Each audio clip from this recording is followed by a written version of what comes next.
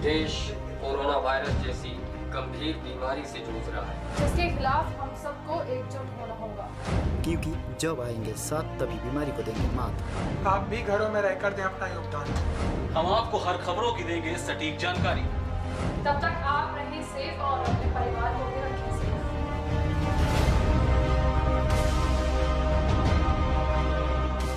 नमस्कार, बहुत बहुत स्वागत है आपका प्राइम टीवी में। अलीगढ़ में पुलिस के आला अधिकारियों ने अलग ही तरीके से फ्लैग मार्च निकाला। दरअसल ज्यादातर दिन में निकलने वाले फ्लैग मार्च को इस बार देर रात में निकाला गया।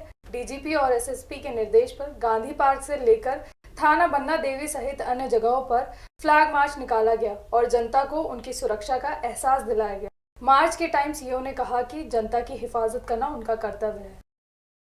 इंस्पेक्टर साहब की मौजूदगी में यहाँ लेपर्ड डायल 100 की गाड़ियों के साथ और साथ ही साथ हमारे जो एसपी और आपदा प्रबंधन टीम के सहयोगी हैं उनके साथ दोनों थाना क्षेत्रों में सायंकाल 7:30 बजे से फ्लैग मार्च निकाला गया, जिसका उद्देश्य ये है कि हम जनता को ये संदेश दे रहे हैं कि आप अपनी सुरक्षा का ध्यान दीजिए और अपने को सुरक्षित रखने के लिए अपने घरों में रहिए। पंजाब के जालंधर से चली पहली श्रमिक स्पेशल ट्रेन अयोध्या पहुंची। इस स्पेशल ट्रेन से लगभग 1200 मजदूर वापस जिले में पहुंचे। वापस लौटे इन सभी लोगों की पहले थर्मल स्कैनिंग की गई।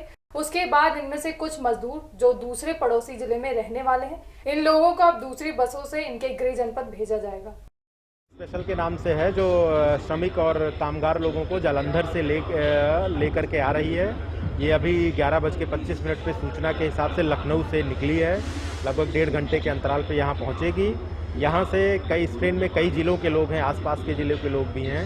इनको हम स्क्रीनिंग करेंगे, भोजन पानी की व्यवस्था कराते हुए जिलेवार बसें आवंटित की गई हैं। उन बसों में बिठा करके इनको कंसर्न जिले में भेजा जाएगा। जान जोखिम में डालकर ड्यूटी करने वाले कोरोना फाइटर्स के लिए बागपत में सुविधा दी गई है। ड्यूटी पर तैनात पुलिस वालों की वर्दी की धुलाई वॉशिंग मशीन से अब पुलिस लाइन में ही की जाएगी। एसपी ने सभी थानों और पुलिस लाइन में एक मशीनें रखवा दी हैं और मशीनों के साथ कुछ अन्य उपकरणों को रखवा दिया गया है। हॉटस्पॉट में तैनात पुलिस कर्मियों के लिए 2500 ग्लव्स, सैनिटाइजर और मास्क को वितरित करवाया गया है। 15 मशीनें खरीदी हैं, वॉशिंग मशीनें, जिससे कि जो भी लोग हैं वो बिना टच किए अपने कपड़ों की धुलाई आसानी से कर सकें। तो इनको एक तो थानों को वितरण किया जा रहा है, दूसरा लाइन में भी इन मशीनों को रखवाया जाएगा जहां पर हमारे कर्मचारी अपना कपड़ा आसानी से धो सकें। उसके साथ हम लोगों ने प्रत्येक थाने को अभी फ़िलहाल के लिए 5 किलो का पैकेट वॉशिंग पाउडर का दिया है। इसके साथ करीब 2500 ग्लव्स और 2000 जो डिस्पोजेबल मास्क हैं, वन टाइम यूज़ वाले मास्क हैं। उसके अलावा 300 जो सैनिटाइजर, हैंड सैनिटाइजर है, वो अभी फ़िलहाल हम लोग वितरण कर रहे हैं। गुजरात से 1250 मजदूरों को लेकर स्पेशल ट्रेन बस्ती पहुंची। रेलवे स्टेशन पर कड़ी सुरक्षा व्यवस्था दिखी। सभी यात्रियों की पहले थर्मल स्कैनिंग की गई। उसके बाद एक एक करके सबका मेडिकल चेकअप किया गया। चेकिंग के दौरान सोशल डिस्टेंसिंग का भी खास ध्यान रखा गया। इसके बाद दूसरे जिलों में रहने वाले मजदूरों को बसों से घर के लिए रवाना कर दिया गया। आज गुजरात से ये ट्रेन आई है और 1250 लोग इस ट्रेन में आए हैं। इस ट्रेन में बस्ती के अलावा भी कई ज़िलों से लोग आए हैं। तो बस्ती का जिला प्रशासन उनकी जांच करवा करके, उनकी सूची बना करके अलग अलग ज़िलों में बसों के माध्यम से भेज रहा है। गुजरात में फंसे 1200 प्रवासी मजदूरों को लेकर special train Farrukhabad railway station पहुंची। ट्रेन के स्टेशन पर पहुंचते ही उसे सैनिटाइज करवाया गया। मजदूरों के खाने पीने की भी पूरी व्यवस्था की गई। रेलवे स्टेशन पर स्वास्थ्य विभाग की पूरी टीम तैनात रही। इन मजदूरों को उनके घर भेजने के लिए कन्नौज में 45 बसें और हरदोई में 10 बसें बुलाई गई हैं।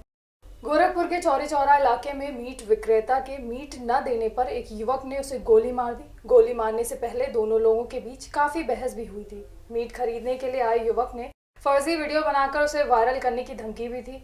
गोली चलने से युवक घायल हो गया। सूचना पर पहुंचे पुलिस के आला अधिकारियों ने घायल को अस्पताल भेजा और पुलिस अधिकारियों ने जांच के आदेश भी दे दिए हैं। इकरार का छोटा भाई सूरज, जिसको तत्काल ही इलाज के लिए रवाना किया गया, वहां से उसको मेडिकल कॉलेज रेफ़र कर दिया गया है। दूसरे पक्ष के भी कई लोग चोटिल हैं, जिनको भी दवा इलाज के लिए भेज दिया गया। मौके पर फोर्स तैनात है और अन्य विधिक कार्रवाई की जा रही है। लॉ एंड ऑर्डर फिलहाल नियंत्रण में। लॉकडाउन 3 के शुरू होते ही शराब के लिए छूट दी गई है। इस छूट के मिलते ही मॉडल शॉप पर लोगों की भीड़ लगने लगी। झांसी के मोट कोतवाली इलाके के कृषि मंडी दफ्तर में कुछ ऐसा ही नजारा देखने को मिला, जहां मंडी के दफ्तर के नीचे कई बोतलें देसी और अंग्रेजी शराब की बोतलें मिलने के बारे में अधिकारियों को कोई जानकारी नहीं है। कुछ लोग शराब की बोतलों के दफ्तर में लाने का आरोप उन्हीं के सिक्योरिटी गार्ड पर लगा रहे हैं।